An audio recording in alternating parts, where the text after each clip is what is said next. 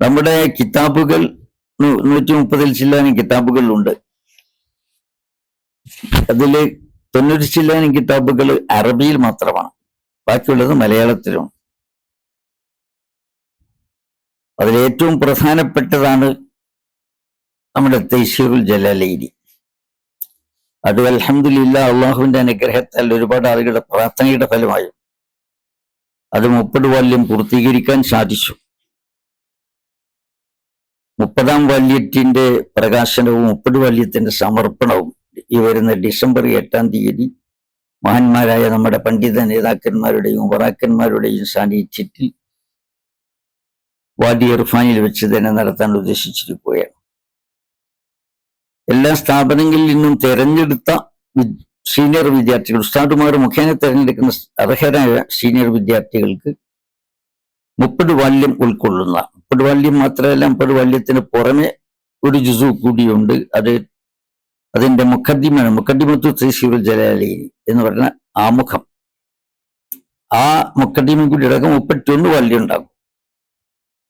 മുഖദ്ദിമ കൂടി വരുമ്പോൾ 30 വാല്യം ഉണ്ടാകും. തൈസീർ തന്നെ 14,000-ൽ ചില്ലാനും പേജുകളുണ്ട്, തൈസീർ മാത്രം. പിന്നെ മുഖദ്ദിമയും 200 പേജ് മുഖദ്ദിമയുണ്ട്. അപ്പൊ എന്താന്ന് പറഞ്ഞാൽ 14,300 ചില്ലാനും പേജുകൾ മൊത്തം വരും. ഓരോ പേജിനും എന്താന്ന് പറഞ്ഞാൽ ചുരുങ്ങിയത് ഒരു 4-5 മണിക്കൂർ വരും. കാരണം ഒരു പേജ് എഴുതണമെങ്കിൽ തഫ്സീറാണ്, അള്ളാഹുവിന്റെ കലാമാണ്. നമുക്ക് എന്തെങ്കിലും ഒരു കഥ എഴുതുന്ന മാതിരിയോ ഒരു സാധാരണ ലേഖനം എഴുതുന്ന മാതിരിയോ ലാഘവത്തോടുകൂടി എഴുതാൻ പറ്റില്ല. അപ്പം തഫ്സീറുകളൊക്കെ റഫർ ചെയ്യാൻ നിർവചിച്ചിലാണ്. തഫ്സീറുകളും ഷറഹുകളും ആശികളും ഒക്കെ റഫർ ചെയ്തുകൊണ്ട് വേണം ഓരോ ആയത്തും കൈകാര്യം ചെയ്യാൻ. സൂറത്തും തമ്മിലുള്ള ബന്ധം അത് വിശദീകരിക്കുന്നുണ്ട്. അത് നമ്മുടെ തഫ്സീറിന്റെ പ്രത്യേകതയാണ്. മിക്ക തഫ്സീറുകളിലും അങ്ങനെ കാണുകയില്ല. ചിലയിടത്തൊക്കെ ചില ബന്ധങ്ങൾ പറയും, ആയത്തുകൾ തമ്മിലുള്ള ബന്ധങ്ങളോ സൂറത്തുകൾ തമ്മിലുള്ള ബന്ധങ്ങളോ ഒക്കെ ചിലങ്ങളിൽ പറയുന്നല്ലാതെ കാർക്കശ്യത്തോടുകൂടി എല്ലായിടത്തും പറയുന്നതായിട്ട് കാണുന്നില്ല. അതിനായിട്ട് ചില കിതാബുകളുണ്ട്. ആ കിതാബുകളിൽ പോലും എന്താന്ന് പറഞ്ഞാൽ അങ്ങനെ പൂർണ്ണമായിട്ടില്ല എന്നതാണ് സത്യം.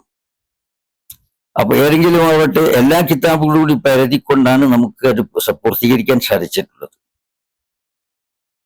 ഇമാം റാസി വരെ മുനാസിബത്ത് പറയുന്ന ആളാണ് ആയത്തും തമ്മിലുള്ള ബന്ധം.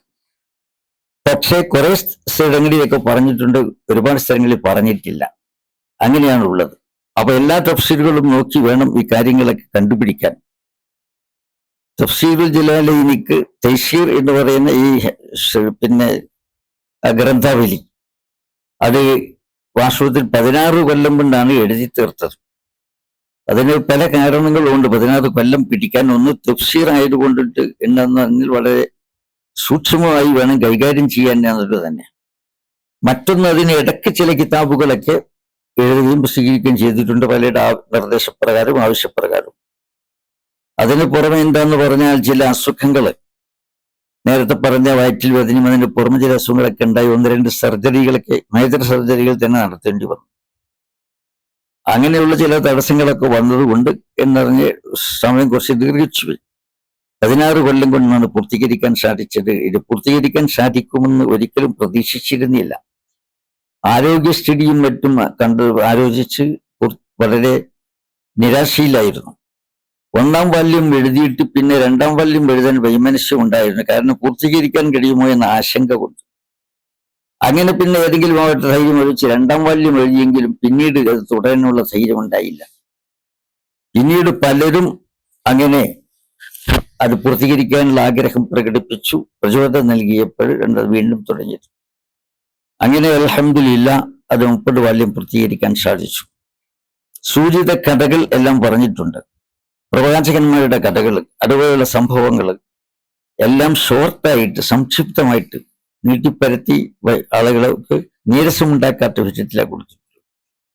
പിന്നെ നൂലാമാല കഥകൾ, ഇസ്രായേലിയത്ത്, അടിസ്ഥാനരഹിതമായ ഇസ്രായേലിയത്തുകൾ കഴിയുന്നതും ഒഴിവാക്കിയിട്ടുണ്ട്.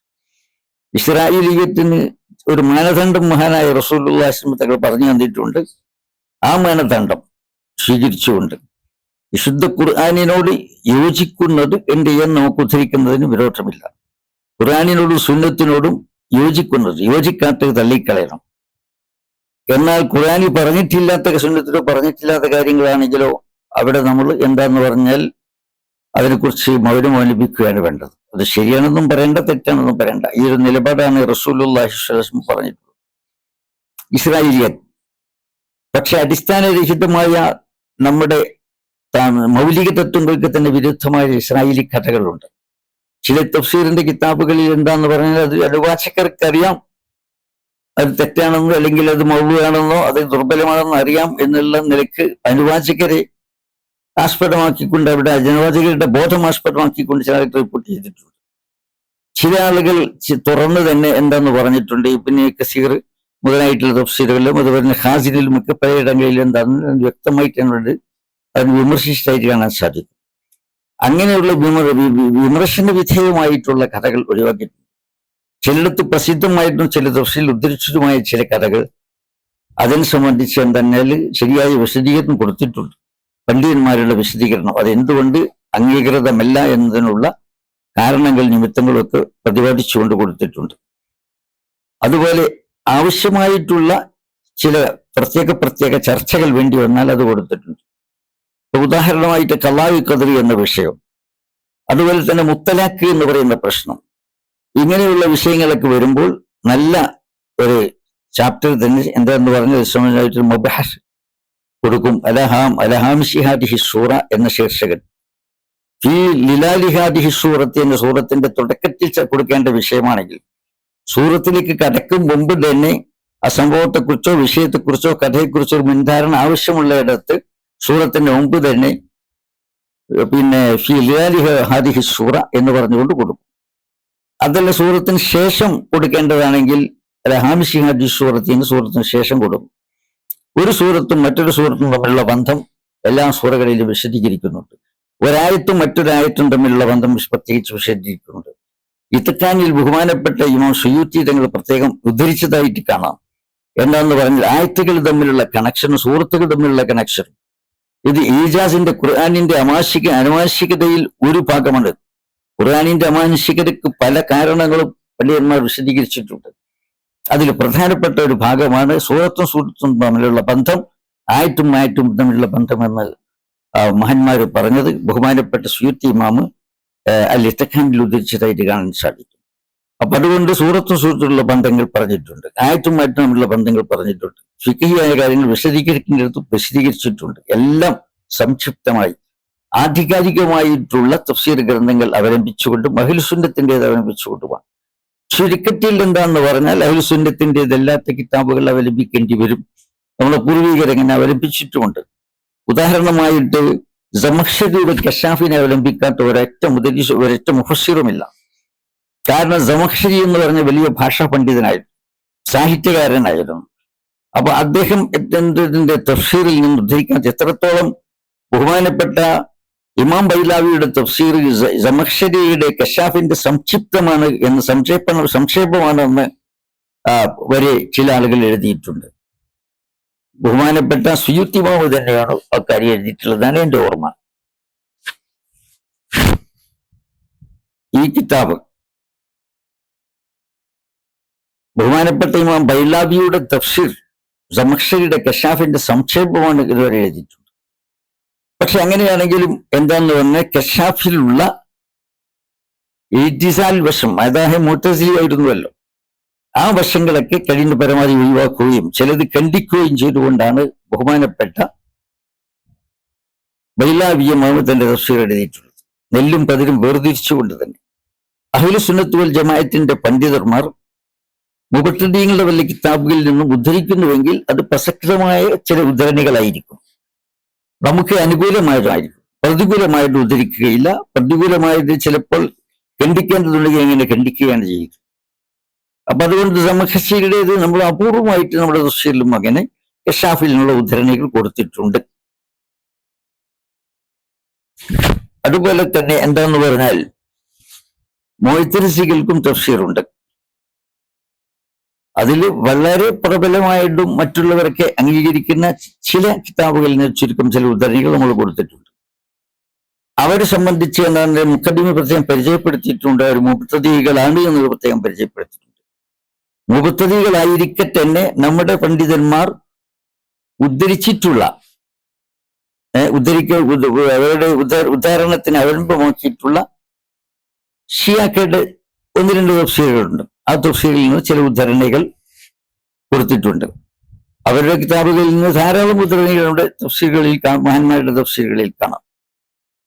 ഏതെങ്കിലും ആവട്ടെ അഹ്ലുസുന്നത്ത് വൽ ജമാഅത്തിന് എതിരായിട്ടുള്ള അഭിപ്രായങ്ങൾ പറഞ്ഞ തഫ്സീറുകളൊക്കെ അവഗണിച്ചുകൊണ്ടാണ് നമ്മുടെ തഫ്സീർ എഴുതിയിട്ടുള്ളത്.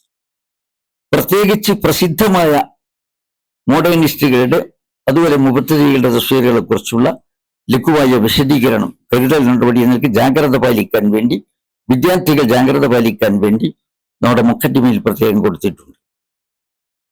റഷീദ് റിലായിയുടെ തഫ്സീറിൽ മനാറിനെ സംബന്ധിച്ച്, അതുപോലെ തന്നെ മുഹമ്മദ് അബ്ദുവിന്റെ തഫ്സീറിനെ സംബന്ധിച്ച്, അതുപോലെയുള്ള ആളുകളുടെ മറാഖിയുടെ തഫ്സീറിനെ കുറിച്ച് മോഡേണിസ്റ്റുകളാണവരൊക്കെ അവരുടെയൊക്കെ തഫ്സീറിലെ അബദ്ധവശങ്ങൾ എന്തൊക്കെയാണ് ചൂണ്ടിക്കാണിച്ചിട്ടുണ്ട്.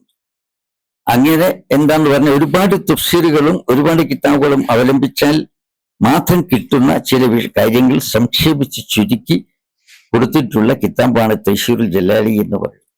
ഓരോ ജുസുവിനും ഓരോ ജുസു തന്നെ വേണമെന്ന് വെച്ചത് എന്താന്ന് പറഞ്ഞാൽ അപ്പോഴേ അതിന്റെ ചെറിയ രീതിയിലുള്ള പൂർണ്ണത വരികയുള്ളൂ എന്നതുകൊണ്ടാണ്. ഈ കിതാബ് വാങ്ങുന്ന കുട്ടികൾ പിന്നെ ജലാലീനി തഫ്സീർ വാങ്ങേണ്ടതില്ല. നമ്മുടെ തൈസീറുൽ ജലാലീനി വാങ്ങുന്ന കുട്ടികൾ പിന്നെ ഈ തഫ്സീർ ജലാലീനി വാങ്ങേണ്ടതില്ല.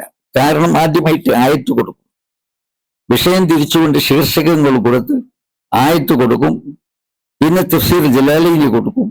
അതിനുശേഷമാണ് പിന്നീട് പദാനുപദമുള്ള അർത്ഥവും ഷർഹും അതുപോലെ തന്നെ ആവശ്യമായിട്ടുള്ള മറ്റു കാര്യങ്ങളൊക്കെ കൊടുക്കുന്നത്.